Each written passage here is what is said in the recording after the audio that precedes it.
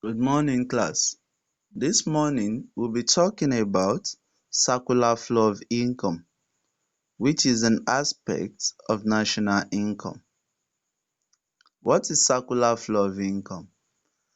Circular flow of income may be defined as the movement of money and other resources in an economy for the demand and supply of goods and services from one sector to another in much the same way as water flows through pipe or electricity through a circuit. One's income at a particular time is another person's payment in the same period of time. The figure below shows that the flow of income is ad infinitum. Income flows from producers to consumers in form of payment for productive resources that belong to the household. The income flows back from consumers to the producers through the household expenditures on goods and services. The producers manufactured with the help of households' productive resources. This income flow will be a continuous exercise if there are no income leakages and injections from inside and outside the economy. Income leakages are those things that reduce the incomes of households and producers, such as savings, imports, taxes, and other withdrawals. Injections, on the other hand, increase the amount of incomes of households and producers, such as investment, export, loans, and overdrafts. Factors affecting circular flow of income. 1. Saving. Dis constitute part of income which is not consumed immediately. They have the tendency to reduce the expenditure. 2. Injection. Injection to fund into the cycle is an increase in the incomes of households and firms beside their normal processes of selling productive resources and manufactured goods. 3. Taxes.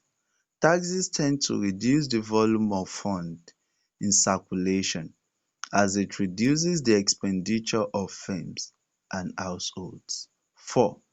Aids and grants. Aids and grants from government or other sources increase the volume of fund in the circular flow of income. Savings as a concept. Savings may simply be defined as that of income which is not spent.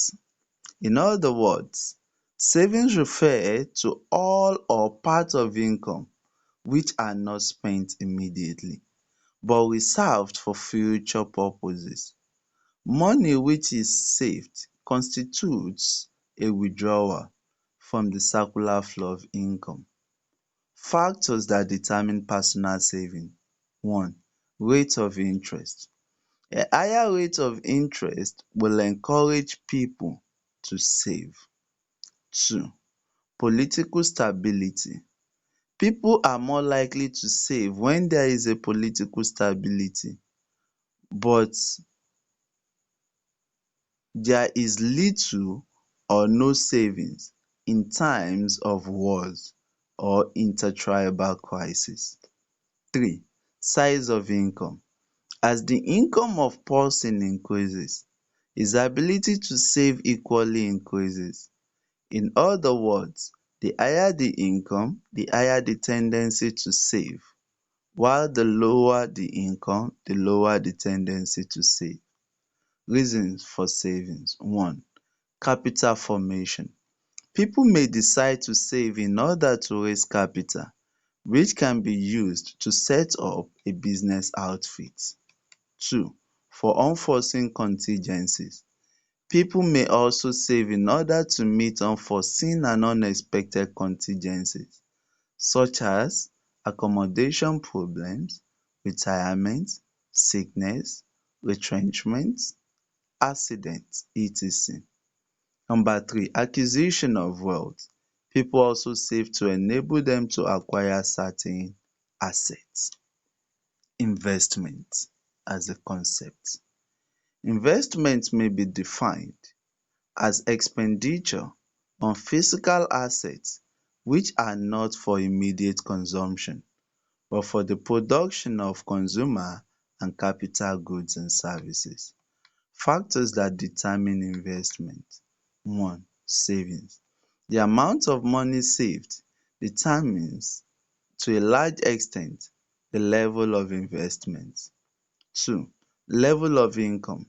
The higher the income earned, the higher the level of investment and vice versa. Three, rate of taxation. Higher taxation on one's income reduces investment and vice versa. Four, interest rate. Higher interest rate charged by banks discourages borrowing which leads to low investment while low interest encourage borrowing leading to high investment. Consumption as a concept. Consumption may be defined as the total quantity of goods and services purchased and used by consumers during a specified period of time. Consumption is also described as expenditure on goods and services at a given period of time. It is the expression of total consumer demand. Mathematically, it is expressed as C equals to A plus BYD with tax or without tax. Here, A is autonomous consumption, that is consumption that is not dependent on income. B is induced consumption, that is consumption that is dependent on income. Or B is also known as marginal propensity to consume (MPC), while D is disposable income, that is income minus tax. Factors that determine consumption. One, savings. The level of savings influence consumption. High savings tend to reduce the level of consumption. Two, level of income. The higher the income, the higher the level of consumption. Three, availability of credit facilities. Availability of credit facilities either to individuals or firms tend to increase the level of consumption. Four, profit earned. High profits earned either by individuals or firms increase income, thereby resulting in a rise in the level of consumption.